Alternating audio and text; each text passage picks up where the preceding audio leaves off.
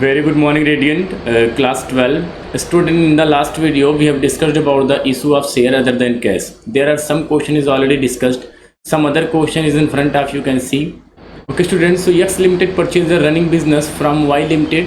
Y Limited से purchase किया for sum of rupee 30 lakh 30 lakh रुपए में जो है परचेज किया गया है. पेबल 40% बाई चेक, जिसमें 40% चेक से दे रहा है, and the balance by the issue off fully paid up share 100 each. तो 100 रुपये का शेयर दे रहा है और ये 100 रुपये के शेयर के साथ साथ बेटा 20% आपको प्रीमियम भी यूज करना है. ठीक है, तो किस तरीके से जनरेटिव पास होगी असेट्स एंड लाइबिलिटी, चूंकि जब उसने बिजनेस परचेज किया तो in the business there are some assets and liabilities and for that information is in front of you can see. इसमें बेटा बिल्डिंग है, सन्ड्री डेटर है, प्लांट एंड मशीनरी है, कैश है, स्टॉक है, इस तरीके से इन्फॉर्मेशन गिवन है. ठीक है, अब आपको करना क्या है, आपको करना ये है बेटा कि जितने भी असेट्स, जब भी आप असेट्स को परचेज करके लाएंगे तो सिर्फ डेबिट होता है. ये 11th में ही आपने सीखा था. तो असेट्स को डेबिट करेंगे, यहाँ फॉर्मेट वही रहेगा बेटा, date particular LF amount debit amount credit. तो ये हो गया. अब देखिए कैसे करेंगे, क्या एंट्री होगी. पहले आप सारे एसेट्स को डेबिट कर दीजिए, जितने भी एसेट्स आपके सामने दिख रहे हैं, जैसे बिल्डिंग अकाउंट डेबिट 12 लाख, वो एकदम 11th वाला बेटा, आप शायद समझ पा रहे होंगे. Sundry debtor account debit 4,30,000. Okay, plant and machinery account debit,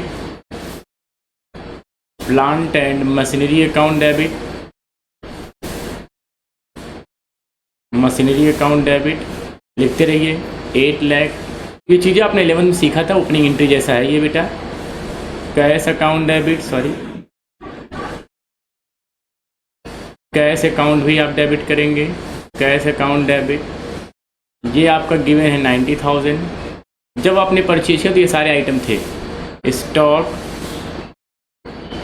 5 lakh, stock account 5 lakh.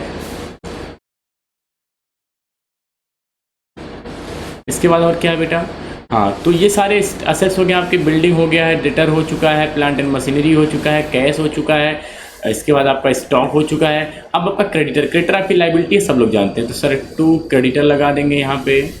2 creditor account कितना है, 2 लाख रुपए का.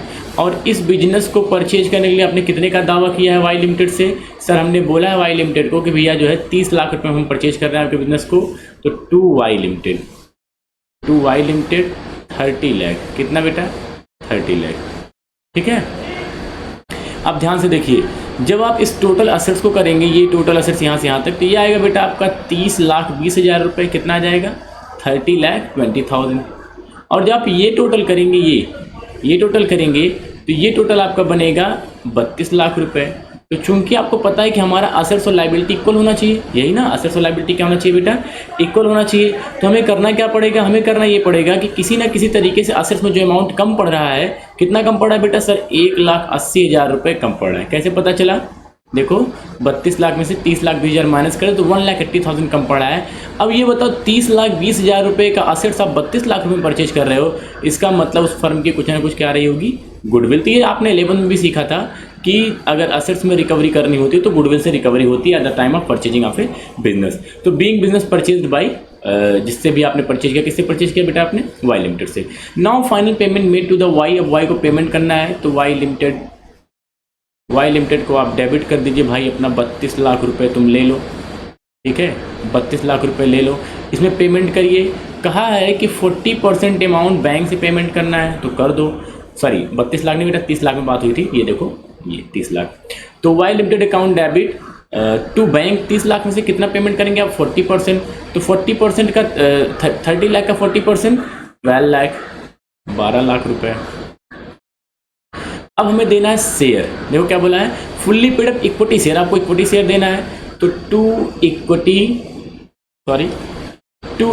Share capital account.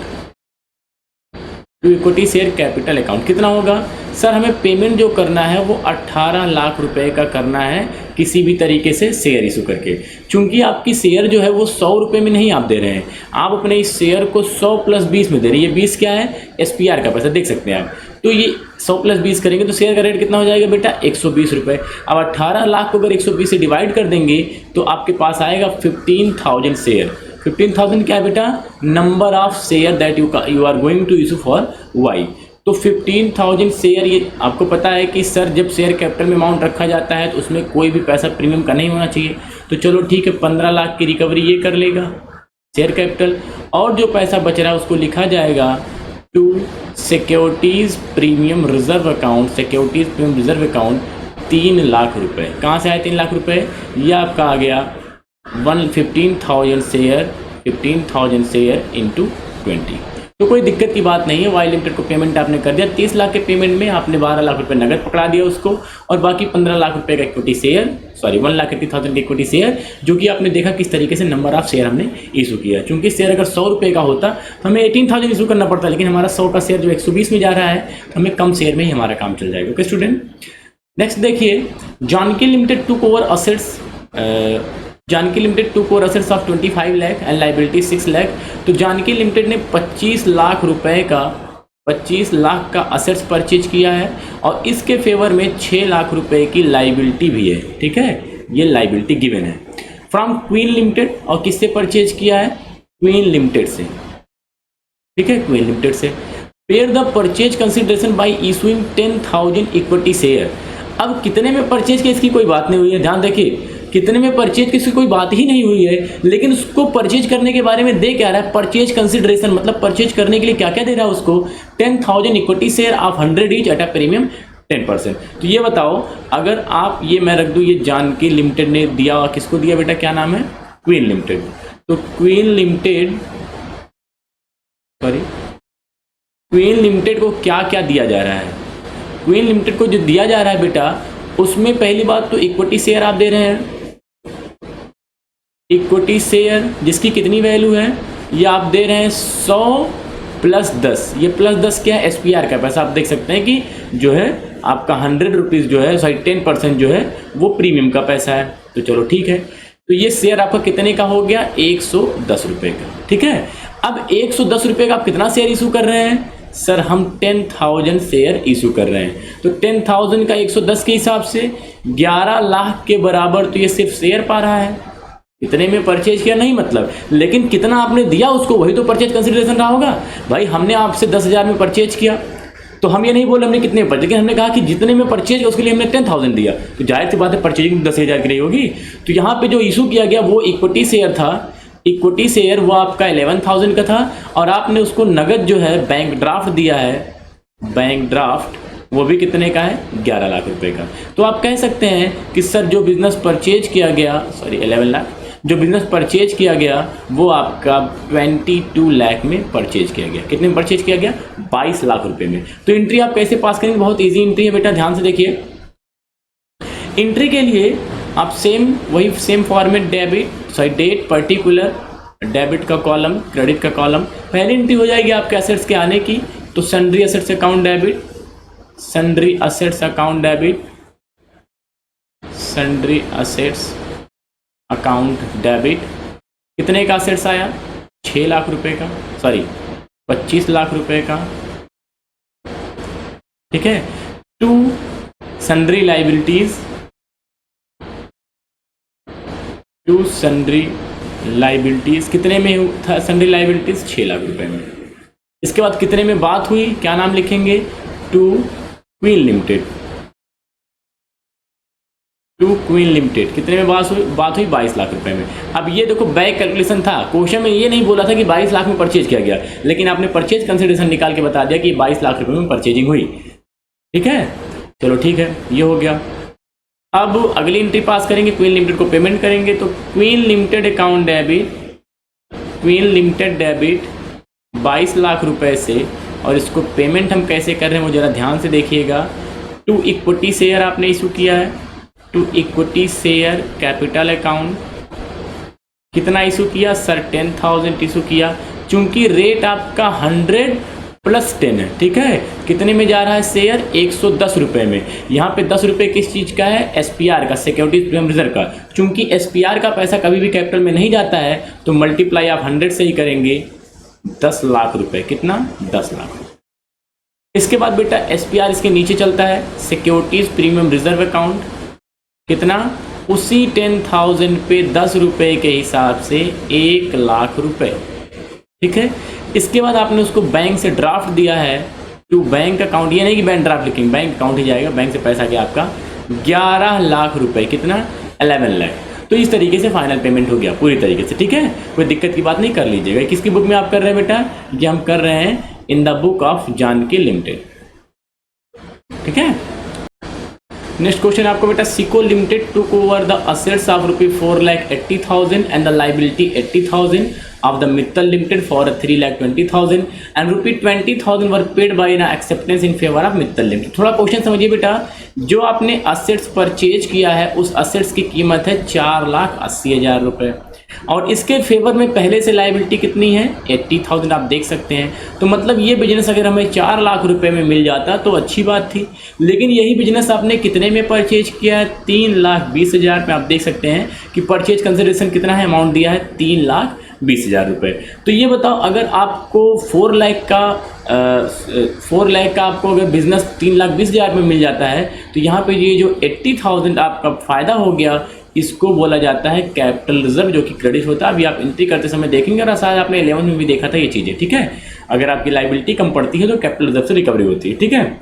इसके बाद है बेटा, and the balance ₹20,000 were paid by N acceptance in favour of. तो भैया 3,20,000 रुपये में बात हुई मित्तल लिमिटेड से। कितने में बात हुई? 3,20,000 रुपये में मित्तल से। मित्तल अब इस 3,20,000 में 20,000 जो है वो आप लोग क्या दे दिया? सर ये 20,000 हमने उसको एक्सेप्टेंस दे दिया। एक्सेप्टेंस का मतलब BP दे दिया, बिल्स पेबल, सबको पता है BP, bills payable. And the balance issue off fully paid up share 8% of the preference share. अच्छा, बैलेंस कितना बचा? सर बैलेंस बचा 3 लाख रुपए। अब इस 3 लाख को जो पेमेंट करना वो आपको 8% वाला प्रेफरेंस शेयर इशू करना है। कितने परसेंट वाला? 8% वाला प्रेफरेंस शेयर इशू करना है और जिसकी कीमत कितनी है? 100 रुपये एक की कीमत है। लेकिन इस 100 रुपये का जो शेयर है वो 50% प्रीमियम पे चलेगा, ये भी आप देख सकते हैं। तो 50 इसमें ऐड करेंगे भाई, 100 का 50% 50 ही आएगा। तो आपको जो शेयर अपना सेल करना है वो 150 रुपये में सेल करना है। अब बात यह है कि हमें देना तो 3 लाख रुपए है और अगर हम 150 से डिवाइड कर दें इसको तो हमें कुल मिला जुला के 2,000 शेयर जो है वो इशू करना पड़ेगा, ठीक है। तो यहाँ पे हमें 2,000 शेयर इशू करना पड़ेगा, जिसमें अगर हम 100 से मल्टीप्लाई करेंगे तो 2 लाख रुपए हमारा प्रेफरेंस शेयर संभालेगा। और अगर हम इस 2,000 को 50 से मल्टीप्लाई करेंगे तो 1 लाख रुपए हमारा SPR संभालेगा, ठीक है। और कुल मिला जुला के 3 लाख रुपए की रिकवरी हो जाएगी। चलिए क्वेश्चन देखते हैं किस तरीके से हमें ये करना है जर्नल एंट्री। तो पहले आप परचेज करेंगे तो sundry assets account debit, sundry assets account debit, same वही बेस है बेटा, असेट्स अकाउंट डेबिट 4,80,000 रुपये, 4,80,000 टू सन्ड्री लाइबिलिटीज